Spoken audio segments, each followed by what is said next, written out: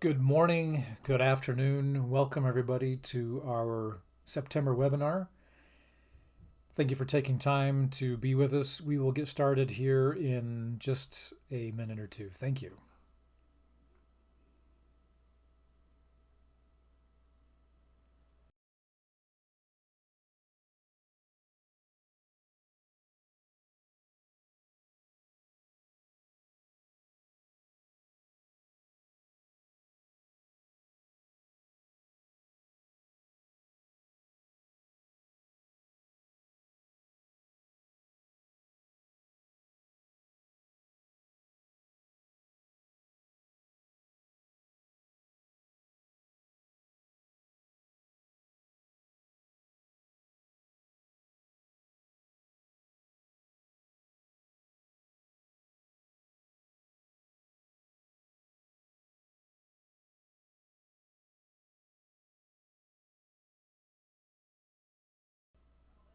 I think we've given people enough time to click their links and join us. So we're excited to have you here today. We could have labeled this a best practices webinar, but that's a little cliche, I suppose, in some ways. So our focus is starting with things that you do not want to do with SQL Server, and then our senior consultant, Scott Klein, will tell you instead what you do want to do with a handful of settings in SQL Server. So I think with that said, we can turn it over to Scott and get started. Scott? All right, welcome everybody to September's webinar. My name is Scott Klein, and as Jason said, we're going to focus on things not to do in SQL Server and kind of here's what you shouldn't do and here's what you should do. And we picked 5 topics to do that, and I'll get into those in a little bit. But this is more about, in our at SSG in our day-to-day lives, we'll call it, we see over and over again. Here's some things that we see all the time. And so this is don't do this, but do this instead for performance and stability reasons and things like that. So that's what this webinar is going to be about. There's probably a whole lot that we could talk about in that list, but I've picked 5 and I'll get to those in a minute. But that's what this webinar is going to be about today. So thanks for coming.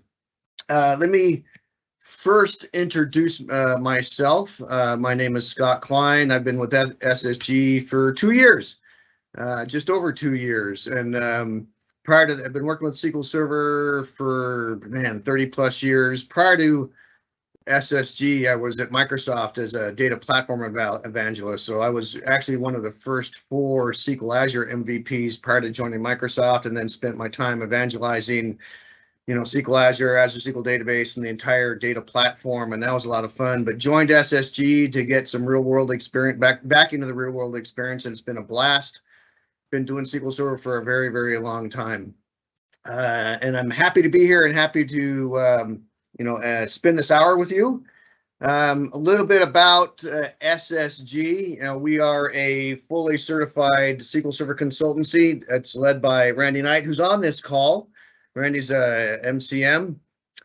We've got clients throughout the United States and in numerous industries, and we love them all. And, we continue to pick up clients in these different industries because, what we do is like we say, we offer a kind of a top to bottom, end to end spectrum of services, consulting, remote DBA services. Randy likes to call it kind of a boutique consultancy because we focus on SQL Server and the data platform, and we offer SQL coaching to help you understand more about SQL using your environment. We do health checks, and we basically make your environment, your SQL environment, run better if there's problems with it. So that's us, and that's what we do, and we enjoy doing it every day. We look forward to putting our pants on and coming to work, as they say. So that's us. So I began by talking about, kind of what this presentation is going to be. And it's really about, like I said, it's really about things, what we see people doing that they shouldn't be doing and what you should be doing instead. And I kind of picked five of the top things that we see all the time. You could probably come up with your own five, and you could definitely probably add to this list. And maybe if we have time, you can say, hey, what about X that you didn't cover? And maybe we can, offer some insight, something like that. But I picked five because it's kind of the top five we see a lot, very frequently. And those are Query Store. So we'll spend a few minutes talking about the Query Store. We'll talk about accelerated database recovery. Query Store has been around since SQL Server 2016. Accelerated database recovery has only been around since 2019, but a lot of our clients and a lot of you are running that, and we don't see that enabled. So we'll be talking about that. We'll be talking about memory and disk best practices that we see people not doing right all the time. We'll be talking about indexes at a kind of a high level and some best practices around that. What people see, what people are doing that they shouldn't be doing and that they should do. And then lastly, we'll talk about some virtualization best practices, because a lot of the way things are going, and this, there's a lot of the environments are virtualized, and we see every time we go do a health check and they're virtualized, we see some things that could be done better, right, or should be done better. And so we're going to talk about some of those. So those are my top five. You probably have more, but these are the five that we're going to talk about. And like I said, at the end, if we have time and you say, hey, what about this, then maybe we can answer that. So I'm going to lead off with what not to do. For every topic, I'm going to lead off with what not to do, and then say, hey, here's what you should do, right? So, don't panic if you say, hey, leave it off or something like that, right? It's what not to do, and then we'll talk about what to do. So let's start off by talking Query Store. And what not to do is leave it off, right? With SQL Server 2016 through 2019, by default, SQL Server is off.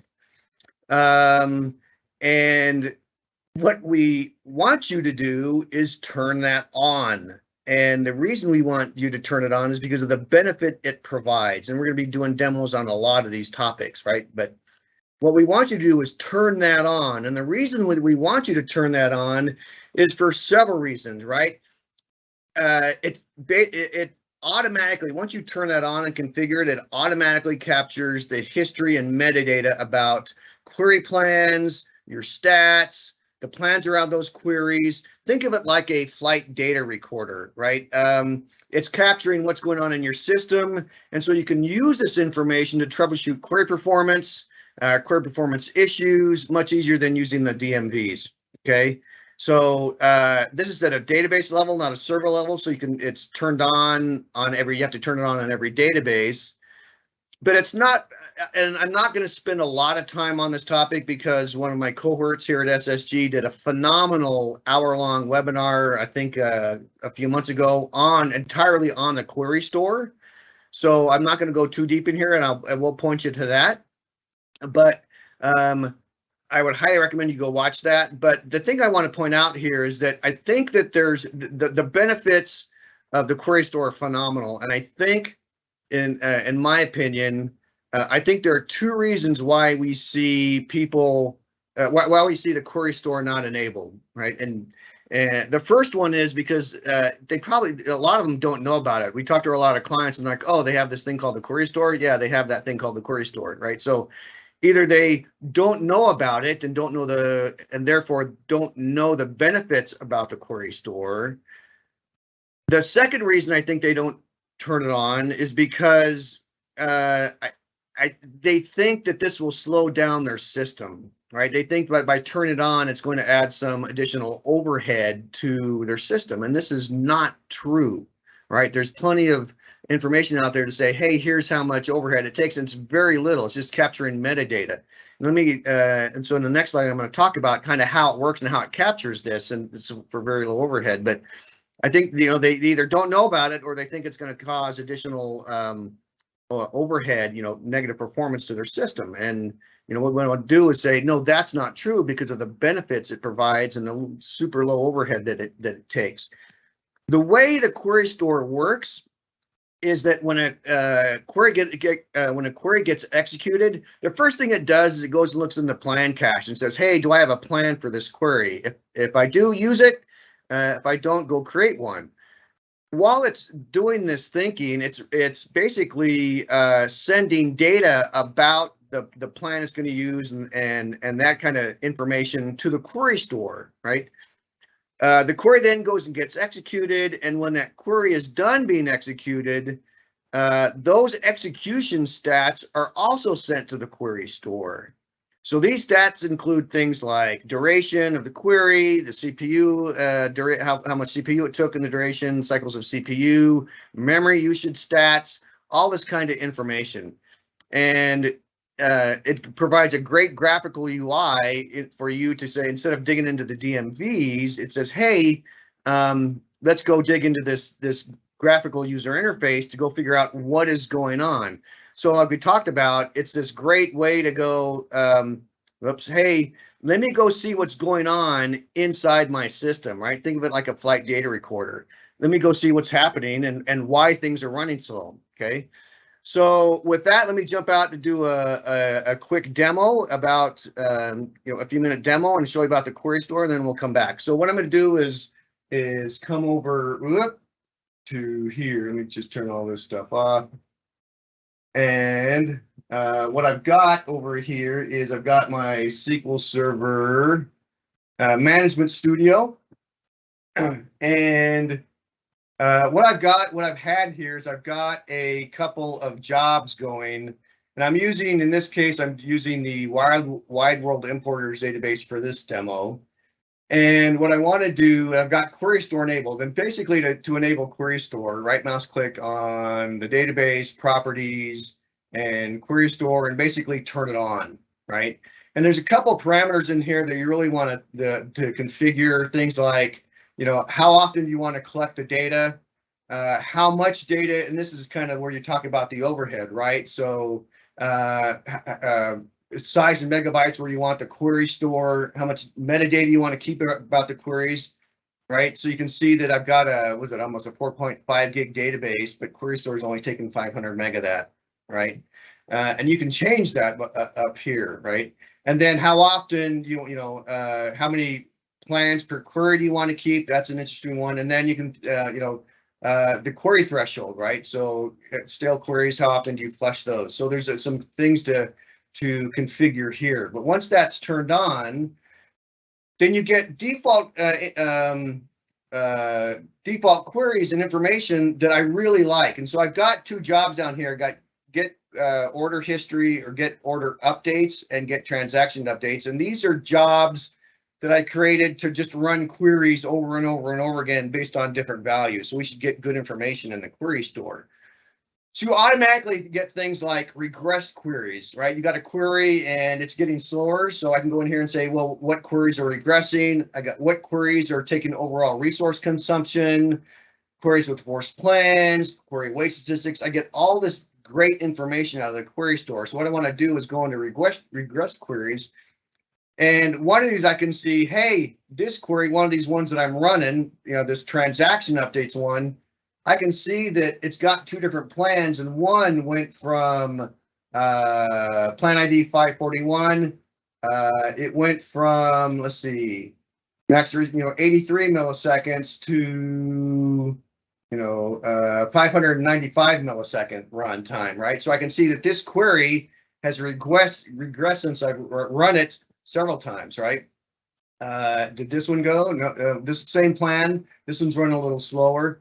But I get this information. And one of the great things about this is that by default, I can go in here and configure this. And right now it's by default, it says, well, show me the queries for the last hour. But I can say, show me for the last 5 minutes, up to 12 hours, for the last month. I can configure this and see the queries for the different time intervals. But I can also go in here and change the slicer information about what I want to see here. So check for regression in duration, CPU time, reads, writes, the CLR, if I'm doing any CLR, memory consumption, row count. So I can slice this visual based on different information and see, well, why did it, what happened and why did it regress?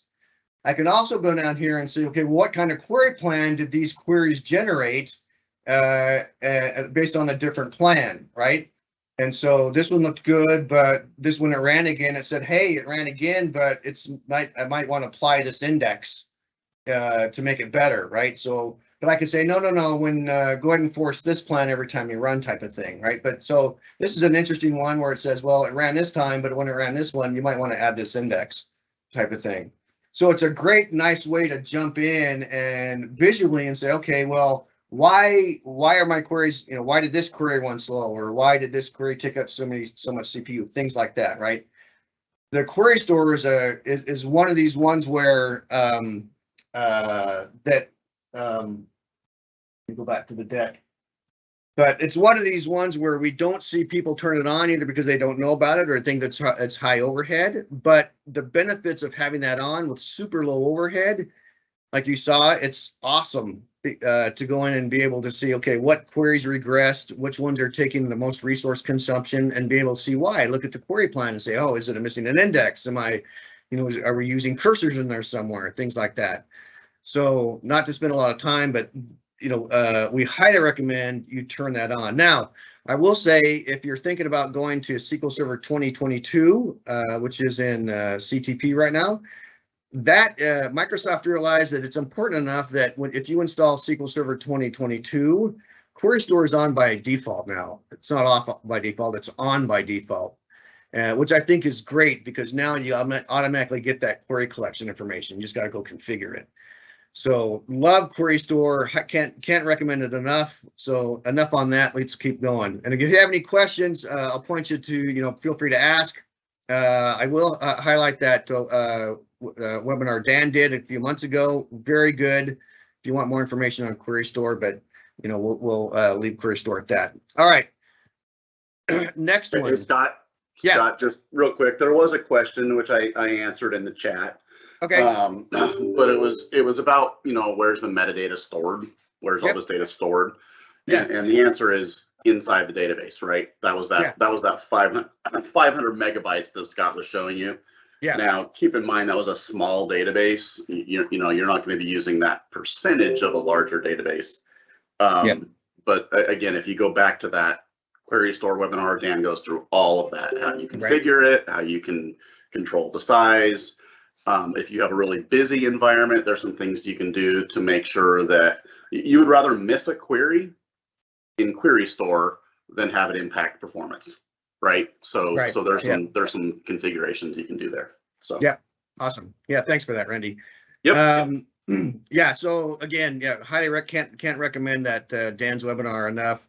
And if you have any other questions, feel free to post them. We'll get them answered. But again, I want to make sure that this isn't a deep dive. I want to make sure you guys this isn't a deep dive to any of this. This is hey, you should be using this because, right? And if you want more information, we're happy to do a webinar on it or, talk to you offline, but, great information. So, all right, let's go on to accelerated database recovery.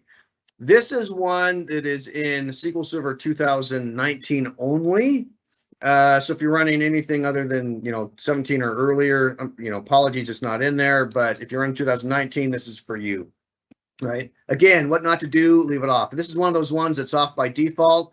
This is one where you definitely want to turn it on, and because it really has to do with system recovery. If your system crashes, how do you recover from that, right? How do you roll back all those transactions? And we all know that we've all experienced a system crash and had to recover, right? This either the powering out or the system crashed or whatever. Turn the server back on, it's going to roll those transactions back. And we've all been through the scenario where it takes forever or a super long time, depending on the size of the database and number of transactions. That could take a while, right? Well, what the accelerated database recovery does is it solves that problem, right? It improves database availability by fast and consistent database recovery. So you get this super consistent and super fast consistent recovery, regardless of the number of active transactions in the system or their sizes, right? You also get instantaneous transaction rollback. So all rollback is instantaneous, again, regardless of the time that the transaction has been active or the number of updates that has been performed. So you get that instantaneous rollback. You also get aggressive log truncation, right? This is even in the presence of like active long running transactions, and prevents it from growing out of control, right? We've all seen that where you had to roll back, and so you get these long running transactions, and then it gets out of control and things grow, and then bam, right? The whole goal of accelerated database recovery is to fix that, right? So let's talk about the way the process now, right? So with SQL Server 2017 and earlier, it's really a three-step process. You've got the analysis phase, the redo phase, and the undo phase. In the analysis phase, the analyze phase, it's what SQL Server does is it basically conducts this forward scan of the transaction log, right, from the beginning to the end, right? Or sorry, let me say that again. From the beginning of the last successful checkpoint to the end of the transaction log. And it does this to determine the state of each transaction. It's got to know, hey, what do I have to roll back? What do I have to undo, right? Then there's the redo phase. And the redo phase, basically what SQL Server does is performs basically a forward scan of the transaction log. And it starts with the oldest uncommitted transaction to the end of the transaction log. And it does this to bring the database to the state it was at the time of the crash, right? So that's the redo phase. So, you've got this, where's my cursor? You've got this analysis phase where it says, what do I have to do? Then there's this redo phase, right? And it wants to get, the redo phase is, let me get to the state of where it was at the time of the crash. And then you have this undo phase. And the undo phase is for each transaction at the time of the crash, SQL Server basically goes through the transaction log and undoes the operations of this that this transaction performed, right? So basically says that here's a transaction, let me undo everything that this transaction did. Next transaction, let me undo that did, right? So that's the undo phase, right? This works, but the downside is that the recovery time is based on the size of the longest active transaction in the system. So it could take a while, right? So recovery requires a rollback of all the incomplete transactions. So the length of time is required to do this recovery and rollback is proportional to the work of the transactions that has to perform and that have been active, right? So it's a three-step process, and it does this continual log scanning and redo and undoing, right? And so it takes a while. Like I said, if you've ever been through this phase, you basically, oh man, you got to wait, okay? Well, in 2019, they've improved that. There's also the same three-phase approach, but what they did is they made improvements to what's called the system log stream, right? And these improvements were made to avoid having to scan the log from the beginning to the end, right? It does this by only processing the transaction log from the last successful checkpoint, or basically the oldest page log sequence number, right? That's what it does. So let me walk you through this, and then we're actually going to do a cool looking demo with this, right? All right, so first step is that same thing. It does an analyze phase, a redo phase, and an undo phase. The analyze phase, same thing. It essentially remains the same.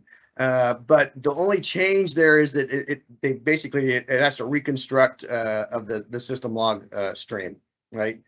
And that's what allows us to do the accelerated database recovery, right? The redo phase, they basically broke out into two components, right? There's the redo from the system log stream, which is the oldest, let's get this right, the oldest uncommitted transaction up to the last checkpoint. That's phase one. And then phase two is it does the redo from the transaction log, but from the transaction log from the start of the last checkpoint instead of the oldest uncommitted transaction, right? And then it jumps into the undo, right? And so because of the changes in the analyze phase and the redo phase, the undo phase completes almost immediately by using the system log stream to undo non-versions operations, right? So essentially what it does, it says, so because of these changes, the recovery time that were active. It basically cuts this recovery time by a fraction, right? And it does this. It cuts the recovery time as a fraction of the time, basically by versioning all the physical database modifications and only undoing the logical operations. And these can be done almost instantly. So we basically cuts this time. So we cut this time in half through the accelerated database recovery. So let me hopefully that makes sense. Let me jump out and do another demo. All right, so here I am over on my machine. And for this demo, where's my mouse? I'm going to use the Stack Overflow database. And this is the Stack Overflow that you can get off. It's the 50 gig one that you can download from almost anywhere they're made available. And I've imported it. And so what I want to do here is show you a couple things, right? So right now, I do not have, so here's all my databases, and what I've got over here is, you can see it says, is database accelerated database recovery on? And so for the Stack Overflow, it is not turned on. So right now, I do not have accelerated database recovery on. So I'm going to pray that the demo gods are with me and that this works. So what I'm going to do is basically, I'm going to do an update. And here's it, basically update all the users and set the reputation to 1 million. And then set the last access date to today, right? So I'm going to run this, and this will probably take. So I got to begin tran, no intran. So I'm going to start a transaction, then I'm going to roll that back, and this should take probably, I don't know, depends on how fast my laptop is. But what I'm going to do is, once this is done, I'm actually going to roll that back, and so it has to basically roll back all those transactions. So hopefully this won't take too long. Right. All right. This it did 1, 2, 3, 1, 2, 3, 2.5 million rows, took 23 seconds. Let's roll that back. Right. And this should take I shouldn't say quite a while, but it should take, I don't know, 10 some odd seconds ish. We'll see. Right. All right. So we're at 10 seconds. All right. So that took 9 seconds. Okay. All right, so now what we're going to do is we're actually going to turn on accelerated database recovery, right? And then we'll go check that out in this database again. So let's turn that on, right? And if we scroll over here, we can see that is actually turned on, okay? So we're actually going to do this again. We're going to run that same statement again. We're going to begin a transaction, update all the users in that database, right?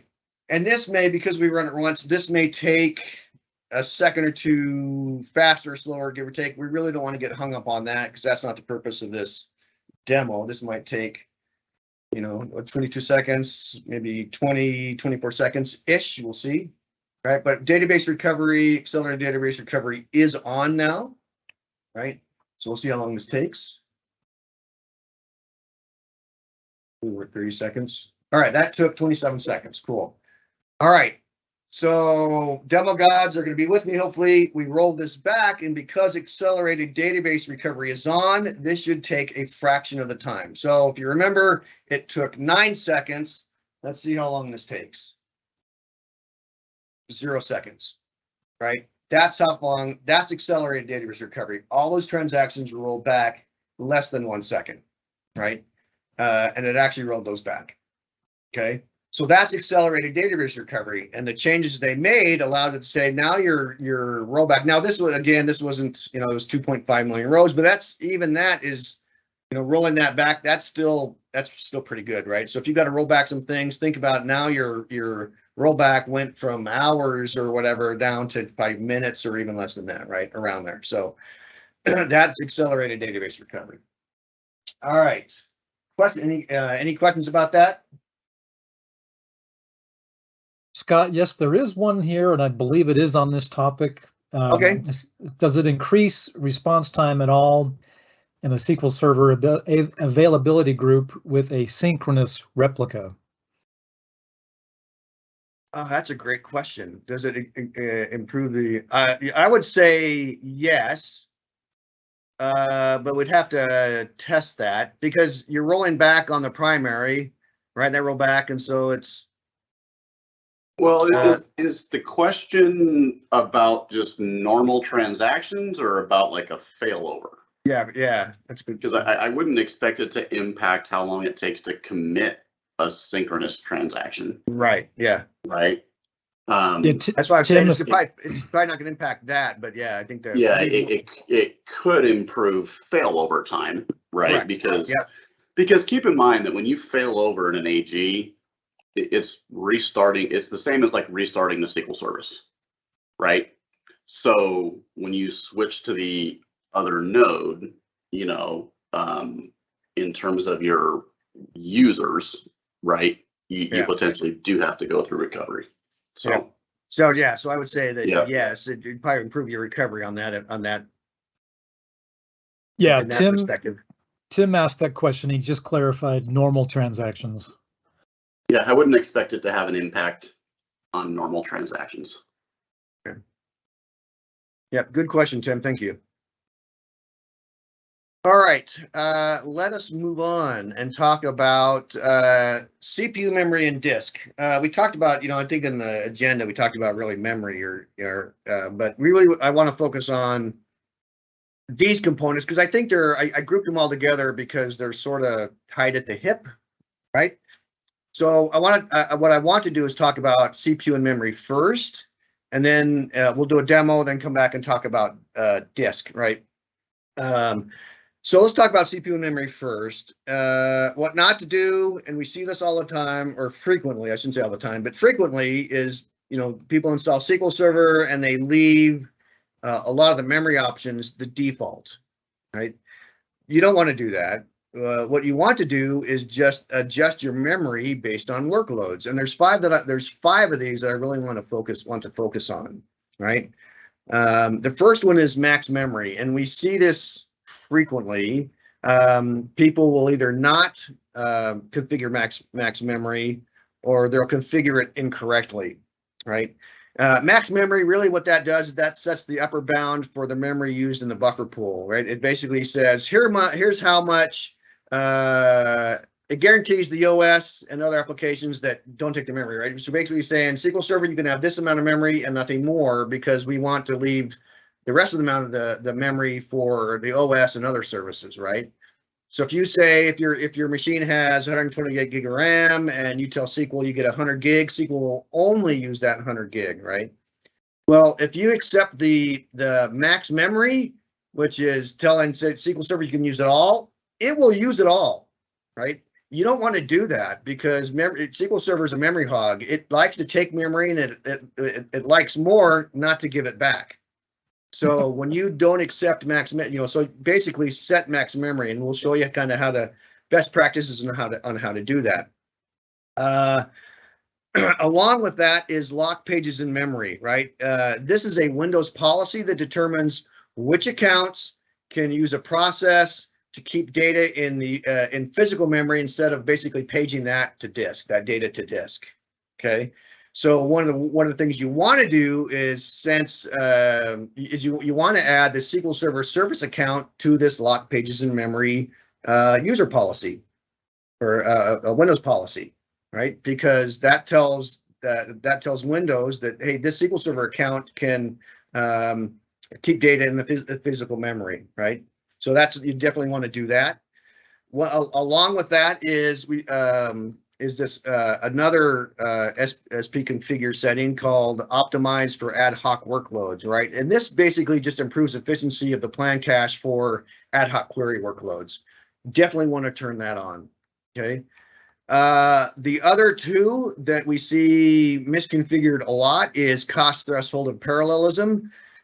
Every query has a cost, right? And so what this setting does, it specifies the threshold. It tells SQL Server and sets the threshold with which SQL Server can create and run parallel plans for queries, right? So when SQL Server runs and creates and runs parallel plans for a query, when the estimated cost is above that specification, that value that you specify, right?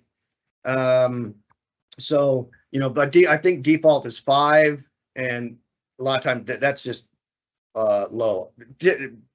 99% of the time, the default of these values are always wrong, right? So when you execute a query, it'll say, hey, this query has this cost, right? And you can see that in the query window, it'll say, hey, this query has this cost, right? So when SQL Server looks at that, it looks at that cost and says, well, if it's above that cost, hey, go and parallelize that query, right? If it's below that, don't do that, right?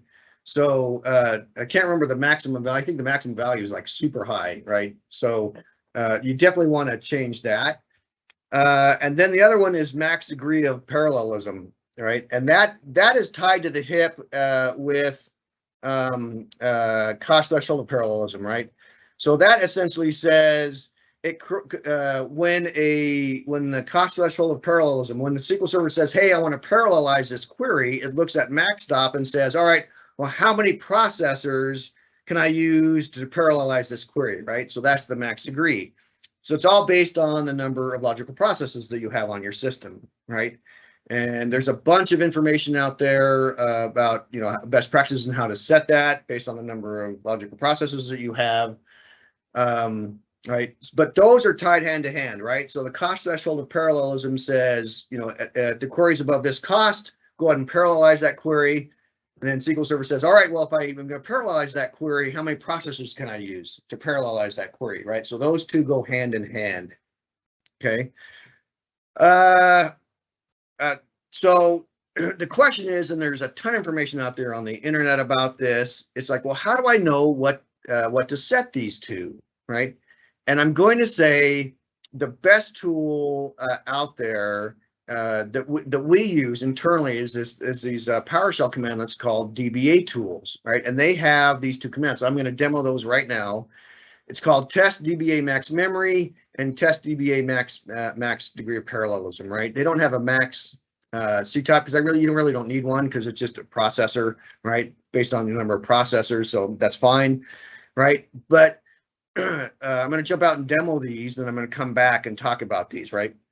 But this is a great, because a lot of questions, well, how do I know where to begin? How do I know what to set these to? And this is a great way to demo these and to say, or to know where to start, right? And I want to say, right, let me caveat these by saying the information that these give back, it's not like here's a hard, fast, yep, this is what you definitely need to set these to, but they are a great starting point, right? This is not a set and forget with any of these. This is a set and monitor and then tweak based on your workload, right? And the same thing with cost threshold of parallelism. There's a bunch of documentation out there, and a lot of documentation on many of these.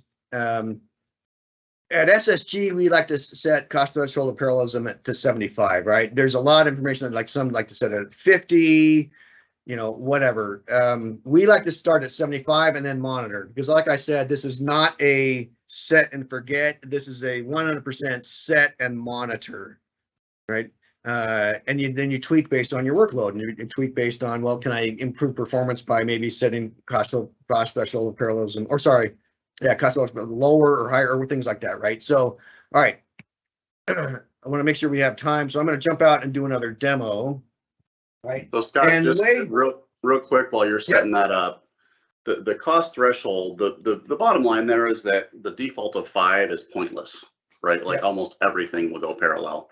Yeah. And then 50, 75, 100. I mean, it's just a starting point. Yeah. I mean, ultimately, you're going to use the query store and the plan cache to determine, okay, what are the queries that went parallel that I don't want to, or vice versa, and what were the cost of those queries? Right, and that's how you're going to identify really what your cost threshold should be.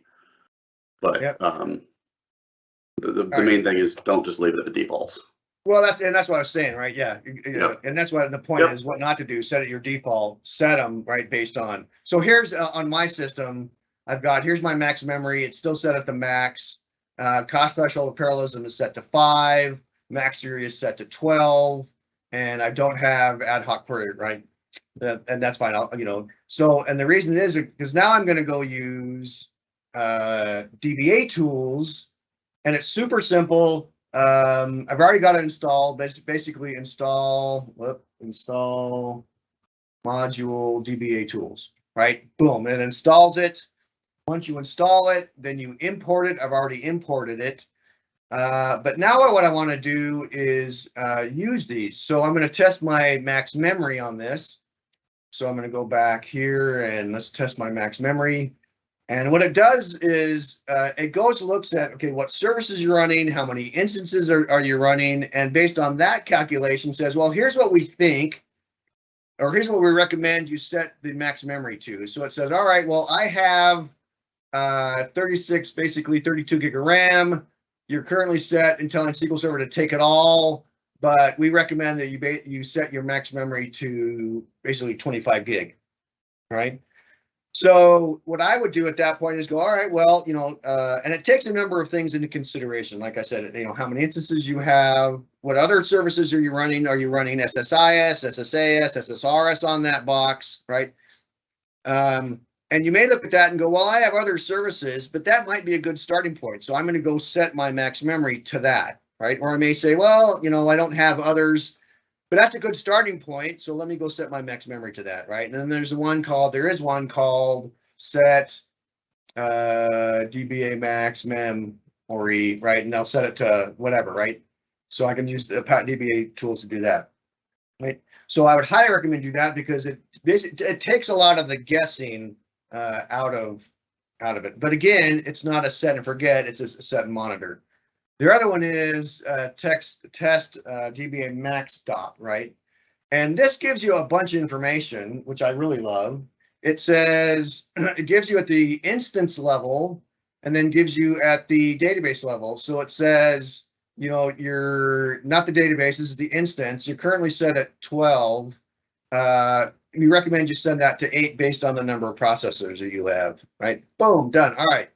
Right. So before changing max stop, you might want to consider the higher value. Did I change that intentionally? Well, yeah, obviously, because the default is not 12, right? But then it gives you the the database information, right? But this is a great way to go. Hey, here's what we think you should set it at. So these are two. So one, huge fans of DBA tools, right? And prior to SSG, I wasn't a PowerShell guy, but I've been convinced, seen the error of my ways, we'll say. Love DBA tools because it takes a lot of the guesswork out, makes things super easy. But in this case, it takes a lot of the guesswork out as to what should my starting points be, right? Give or take, right? But again, can't stress enough, this is not a set and forget, it's a set and monitor, right? And like Randy says, right, you want to go look in Query Store, because that's why we covered it, right? You go look in Query Store and say, all right, well, what queries are still running long? What queries went parallel? What didn't go parallel, what should? And you look at those kind of things, right? But again, we see this a lot. They either forget to set, they either set it wrong, or don't set it at all. And this has a huge impact on your performance. All right, let's keep going. All right, we've covered that. Let's talk disk, right? And this is one that is, I don't know, Randy can correct me, but this is overlooked more often than it should. It's overlooked a lot, right? And it's either because they don't know or they forgot or whatever, but what not to do is accept it, again, your broken record, accept the defaults. And accept the defaults on a lot of things pertaining to disk, right? So number one, we see so frequently that when people build SQL servers, they basically add disks and format and accept the default format allocation units, right? Please don't do that, right? What you want to do is format the disks to 64K, right? Allocation unit. That is a must, right? And the reason being is you think about how SQL Server works internally, right? Best practice is to format all data and log drives with 64K allocation units because data in SQL Server is stored in 8K pages, and those pages are grouped into 8-page extents. So 8 times 8 is 64. So with each page 8K in size, we get 64K per extent. And when your disks are formatted 64K, we have seen, just by formatting your disks to 64K, we've seen what, 40-50% improvement, performance improvement, just by reformatting your disks to 64K. Hands down, right? Number one, we see this 4K all the time, but just going to 64K. Now I know it's not, that's easier said than done, because you're not going to go add disks and format those and move things, right? Benefits are worth it because your improvements will be worth it just by going to 64K. Now, along those same lines, what we see a lot is, let's talk virtual controllers, right? And Randy has this. It's like, if you've got all these great disks, even if they're formatted 64K, but you have one controller, that's like a 4-line highway. 4 disks, one controller. That's like a 1-lane on-ramp to a 4-line highway, right? You're just not gonna get that throughput, and that's where we see high read-write I/O, right? Because it's just waiting, and you've got a problem, right? One of the best business. Let me give you this example. One of the best examples I thought of, and actually thought of it this morning. Like I said earlier, I spent almost 10 years on the Microsoft campus, and here's an image of the freeway next to the Microsoft campus, and this just tickles my heart. Well, now it does, but when I was driving in it, I hated it, right? So here's the Microsoft campus. This is Northeast 40 right here. This is Northeast 51st. And if you notice, you got this awesome, I think each lane is three lanes. So you got a 3-lane freeway each direction. But in the span of a quarter of a mile, you have one on-ramp and one on-ramp, and they merge. So you got people coming on and people going off, right? And then to add that happens again right up here, another quarter mile. You've got the East Lake Sammamish Parkway Road, right? So you got people exiting, hitting 520 here, but exiting onto East Lake Sammamish Parkway again. So this traffic backed up a lot because you had an on-ramp, off-ramp. And so this is like, if you don't have you got one, and maybe if they had more, it was just, you cannot, if you got 4 disks, you cannot have one controller, right? You basically have to be able to allow that traffic to come and go and not block it, right? So if you've got a lot of read and write I/O, so here's some write and here's some read, and you've only got one lane to do that off a 3-lane freeway, you're going to experience latency. Don't do that. Oh my goodness, it's frustrating, right? Especially if you're sitting in this traffic and you're trying to get on 520. I hated that. But hopefully this makes sense, right? When we're talking virtual controllers, 1 disk per controller, right? That's it. 1 disk per controller, right? So you got, and let's talk about it this way. You got a data drive, log drive, and tempdb drive, right? Each one of those should have their own controller, right? And if you want to have one for backup, awesome, right? But you've got to allow that. You have to allow that throughput, and we see that all the time. So think about this, right? Think about it as an end-to-end process, right? An end-to-end I/O process, we'll call it that, right? I/O starts at SQL Server and it ends at the it ends when you're writing to the disk, right? So as a SQL Server, as a DBA, you're going, man, this is slow, right? So you talk to your disk people and they're like, no, we're not seeing any latency or any issues here, right? Well, think about all the components that data needed to go through from your SQL Server, from your query down to the disk, right? So it needs to go through to get to storage, right? So it's got to go through the Windows components, any hypervisor, any networking. Think about all those components just to get to storage, right?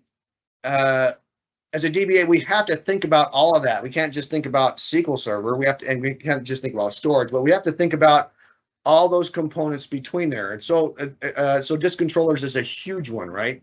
Networking is a big one. So we have to think about not just begin and end, or not just SQL Server. We have to think about all the layers and all the stacks from SQL Server to storage. And it could be any one of those. So we have to think about it in terms of that, right? So when we do our full stack health checks, we look at all of that, right? We look at disks, we look at we look at the controllers, we look at everything, right? Because it could be any one of those layers between SQL Server and the disk. Okay, we have to think about that, right?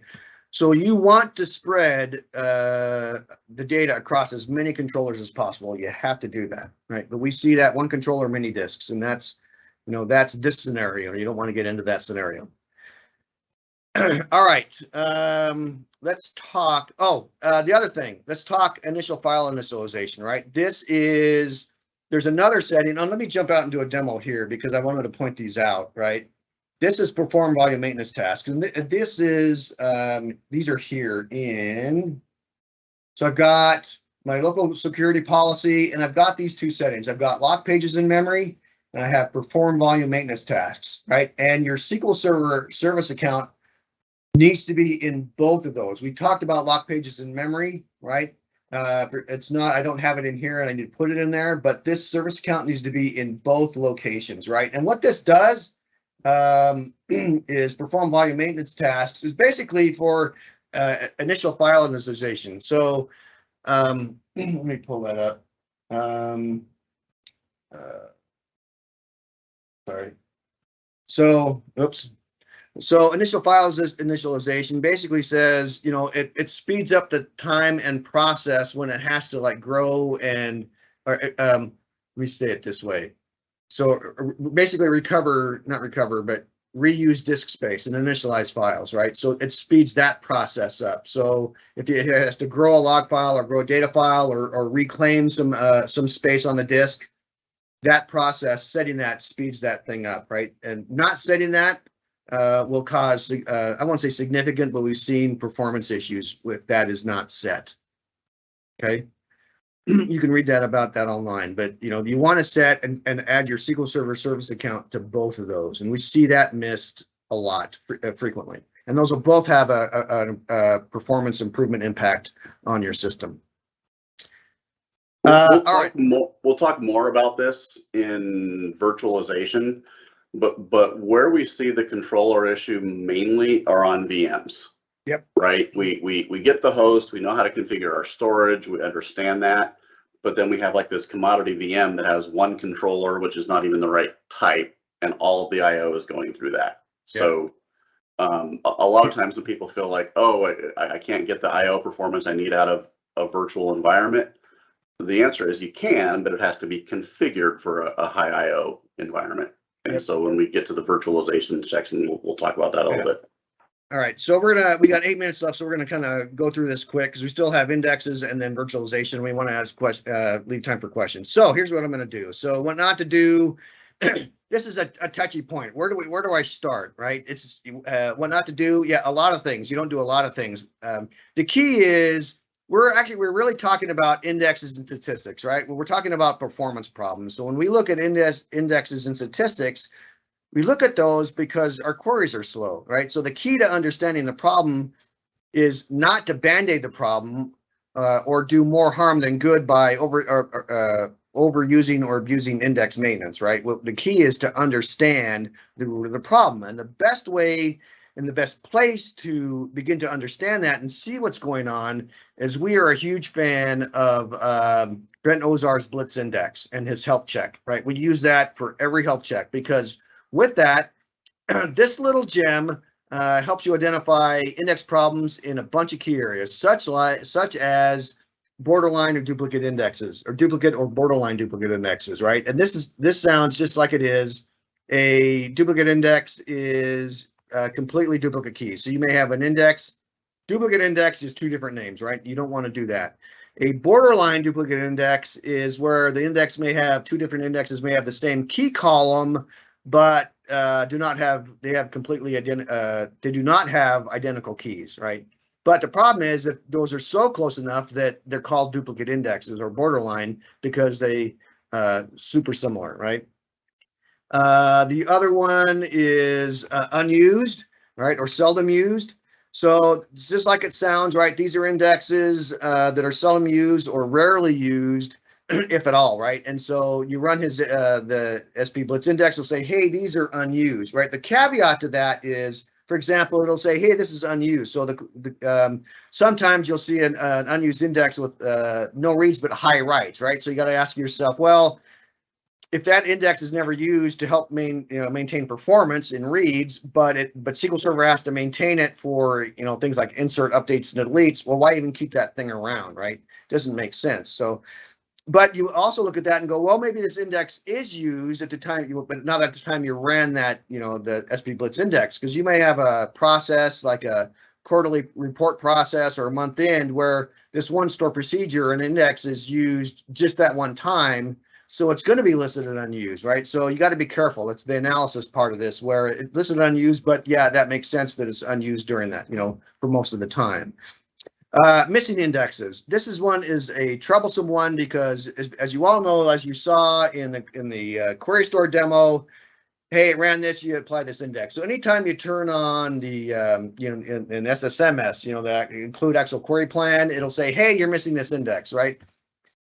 And the challenge with that is there's also this thing called the database tuning advisor, where if you tune that on and set it to automatically add the index, any index that starts with DTA, whatever, was added by the database tuning advisor. And this can get out of hand, right? So when you're talking about missing indexes and the database tuning advisor, just because it lists one doesn't mean you should add it. So you got to keep in mind that every index carries a copy of the data around with it. So you could, we run into situations where there's a table that has way too many indexes, right? And so you add it, it says, hey, add this index. Well, now you get into the problem where now you have a duplicate or borderline duplicate index, right? And that just, compounds the problem, right? So this is, you really got to be careful and really do an index analysis of your indexes, right? Don't just add an index. Look at your indexes, clean them up, do an index analysis and say, well, maybe if I took these two indexes and added this one column in the include, I could get rid of an index, right?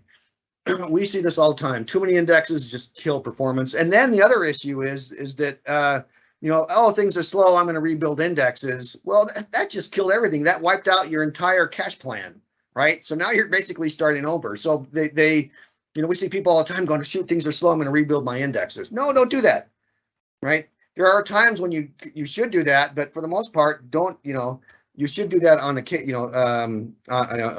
when it's the right time, but, don't wipe out your plan cache just because you're going to go rebuild an index, okay?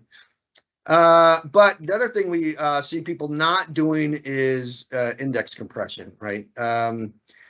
This is overlooked, and I think it's because there's conflicting information out there. Some say compressing indexes leads to performance issues because you have to go uncompress the index to use it, all that kind of stuff. No, we see this is a test it and try it out, but don't be afraid to use it scenario, right?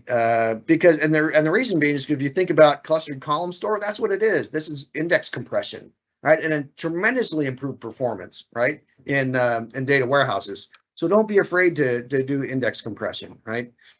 And lastly, for this type, let me talk statistics.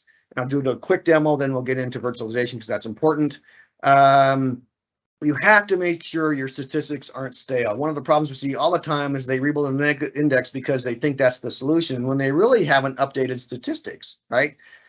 So one of the things you need to go do is on a very frequent basis is update statistics, and you can tell that they are out of date because you can come in here and say, all right, well, you can run dbcc show statistics, and there's two pieces of information here, right? There's the when was it last updated and how many rows did it go through to number of rows in the table index view when the statistics were last updated, right? So, this was updated a while ago and there was that many rows, but now it's been how many years, and we may have twice that number of rows, right? So that, this piece of information is huge when SQL Server goes and generates a query plan for you because it wants to know how many rows I'm dealing with, right? So you have to update those. And we see this disabled all the time, okay?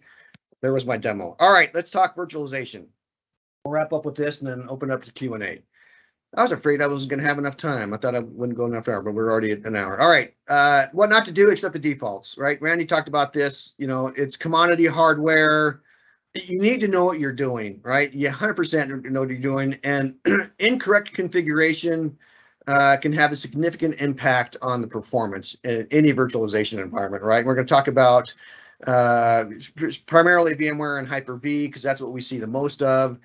and Randy mentioned this, right? Anytime we go into there, these are targeted toward commodity hardware, right? And it's not really aimed at IO intensive apps, and that's what SQL Server is, right? It's IO intensive, right? So you have to go in there and change that information. So things to consider, right? Especially when you're doing virtualization, is it boils down to three things, right? You want to look at CPU, memory, and disk. So when you're looking at CPU, you want to make sure that you're not overcommitted on CPU. You want to make sure you're not overcommitted on memory. Randy, we talked about virtual controllers. Randy can jump in here on this. Yeah, but there's the hot, for VMware, there's the hot plug, right? You do not want to turn on hot plug in VMware because it messes up your NUMA, right? But you do want to turn that on memory, right? I got a link here to the VMware doc that talks about best practices for VMware. But again, virtual controllers. Randy, you want to jump in and? Sure. So I would go so far as to say is that probably 9 out of 10 SQL Server VMs that we look at are configured as a what I call a commodity virtual machine, right? Because that's how our vSphere environment was. I'm talking about VMware, but Hyper-V is the same way, right? That's how our environment was set up. We have a template, boom, here's your VM, install SQL Server, right? And again, Scott, is going to include that link to the VMware, architecting SQL Server on VMware document. The biggest issue that we see, so there's two issues: memory reservations. SQL Server does not do well with memory being moved around on it, right? It's going to use all of the memory that you give it. So you always want to reserve all of the memory for SQL Server. You don't want to use dynamic memory in Hyper-V or, in VMware where you can just, allow it to, control memory however it wants, right? You can get away with CPU without reservation, but you for sure want a memory reservation. And the other is on disk. We see people with, really high-end back-end arrays, really high, stuff like, the Cisco UCS system or HPE, hyper-converged infrastructure, all, really high-end hardware. But by default, VMware, as an example, uses one disk controller, and the controller type is an LSI SAS. VMware has a paravirtual SCSI disk controller that you should always use for high I/O workloads. So that's the number one. Number two, you can have up to 4 disk controllers in one virtual machine, and you should use them all, right? You can leave your OS drive on the LSI SAS, that's fine, but you want 3 additional paravirtual SCSI controllers, and you want to separate out like your data, your log, your tempdb. If you have a backup volume, you don't want your data volume and your backup volume to be on the same controller because you're reading and writing through that same path, right? So this is the biggest issue that we see. And, we see people with really high-end storage that, we're seeing latency in SQL Server, and the storage guys are saying, what are you talking about? It's sub-millisecond, right? Well, there's all kinds of moving parts in between SQL Server and the actual array, right? And we want to look at that entire path. And, we've seen situations like that where, we were seeing really high latency in SQL Server. The storage is seeing nothing. All we did was change it to paravirtual SCSI, spread it out across multiple controllers, and format the drive 64K instead of 4K, and the latency issues disappeared, right? So you really need to make sure that your SQL Server virtual machines are designed for SQL Server at the hypervisor level, right? And particularly the controllers. It's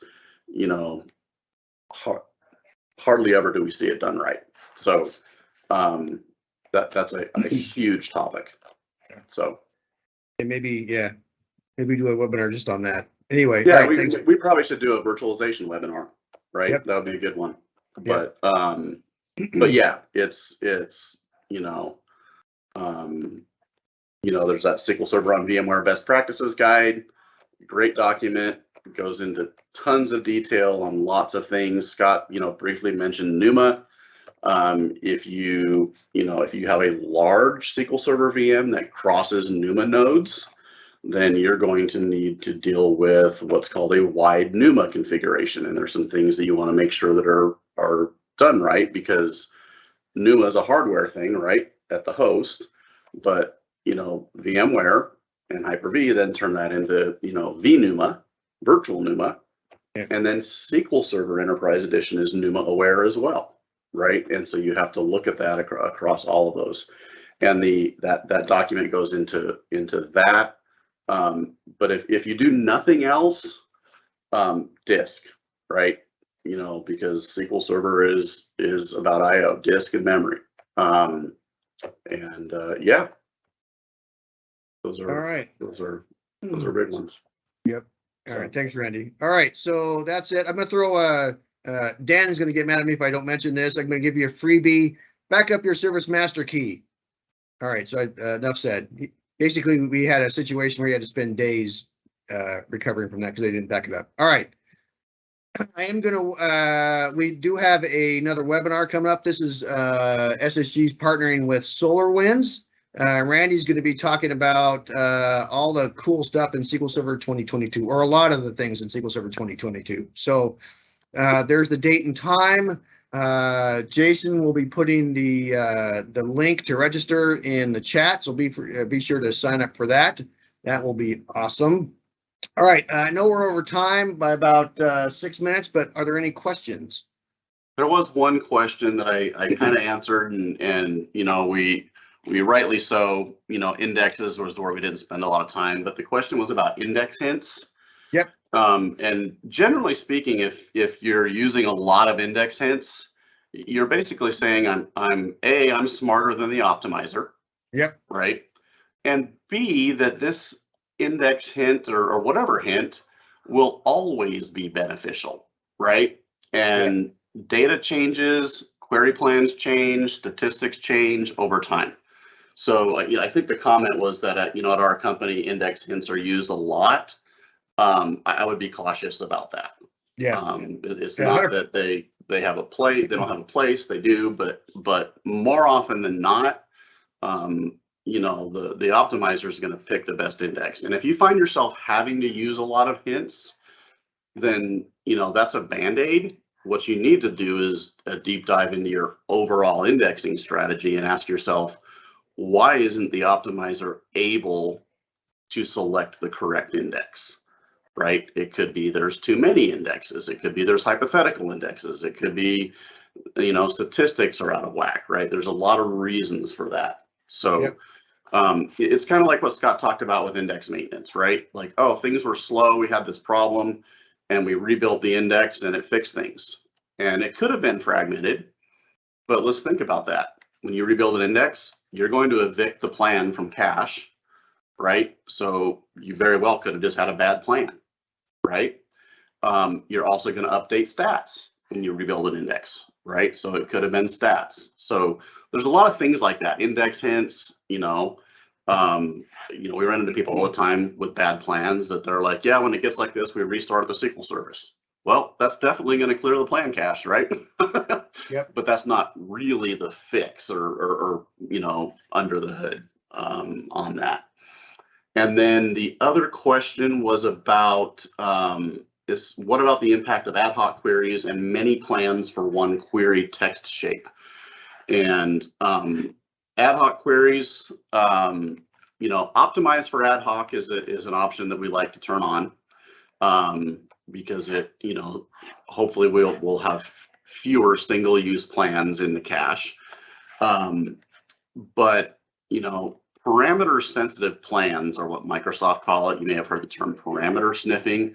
And the idea is that you get an execution plan that was created with one set of parameters, and you send in a different set of parameters, and that's no longer a good plan, right? It's a parameter-sensitive plan. And that's a deeper topic than we would get into in this. There's some good things that you can do to control that. There's a lot of them are workarounds. that we've used for years.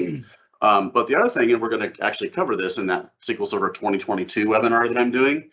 In SQL Server 2022, Microsoft is introducing some changes to the plan cache for parameter sensitive plans, where you would actually create multiple versions of a plan in the plan cache.